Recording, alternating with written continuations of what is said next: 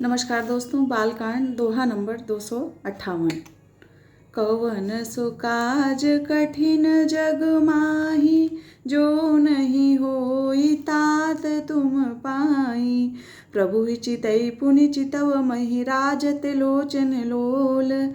खेलत मन सिज मीन जुग, जनु विदु मंडल डोल। प्रभु श्री रामचंद्र जी को देखकर फिर पृथ्वी की ओर देखती हुई सीता जी के चंचल नेत्र इस प्रकार शोभित हो रहे हैं मानो चंद्रमंडल रूपी डोल में कामदेव की दो मछलियां खेल रही हों। कवन सो काज कठिन जग माही, जो नहीं होई तात तुम पाई। गिराया लीन मुख पंकज रोकी, प्रगट न लाज निसाय अवलोकी।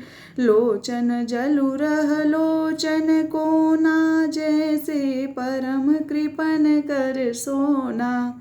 सीता जी की वाणी रूपी भ्रमरी को उनके मुख रूपी कमल ने रोक रखा है।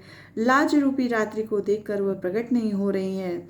नेत्रों का जल नेत्रों के कोने कोए में ही रह जाता है, जैसे बड़े भारी कंजूस का सोना कोने में ही गड़ा रह जाता है। सकुची व्याकुलता बड़ी जानी, धरि धीरजु प्रतीति उरयानी। तन मन वचन मोर पनु साचा, रघुपति पद सरोज चितुराचा। अपनी बढ़ी हुई व्याकुलता जानकर सीता जी सकुचा गईं और धीरज धरकर हृदय में विश्वास ले आईं कि यदि तन मन और वचन से मेरा प्रण सच्चा है और श्री रघुनाथ जी के चरण कमलों में मेरा चित्त वास्तव में अनुरक्त है, तो भगवानु सकल उर्वासी, करी मोहि रघुबर कै दासी। जेहि पर सत्य स्नेहु, सोते ही मिलाई न कछु संदेहु। तो सबके हृदय में निवास करने वाले भगवान मुझे रघुश्रेष्ठ श्री रामचंद्र जी की दासी अवश्य बनाएंगे। जिसका जिस पर सच्चा स्नेह होता है वह उसे मिलता ही है, इसमें कुछ भी संदेह नहीं है। प्रभु तन चितई प्रेम तन ठाना, कृपा निधान राम सबु जाना।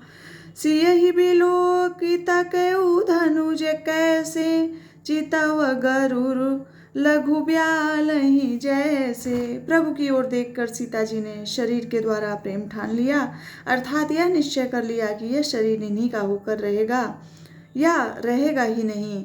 कृपा निधान श्री राम जी सब जान गए। उन्होंने सीता जी को देखकर धनुष की ओर कैसे ताका, जैसे गरुण जी छोटे से सांप की ओर देखते हैं। कवन सो काज कठिन जग माही, जो नहीं होई तात तुम पाई। यहाँ पर दोहा नंबर 258 अपनी चौपाइयों के साथ संपन्न होता है और अगले दोहा नंबर 259 में मैं आपके सामने फिर से प्रस्तुत होंगी। तब तक के लिए आप सभी को जय श्री सीताराम, जय हनुमान।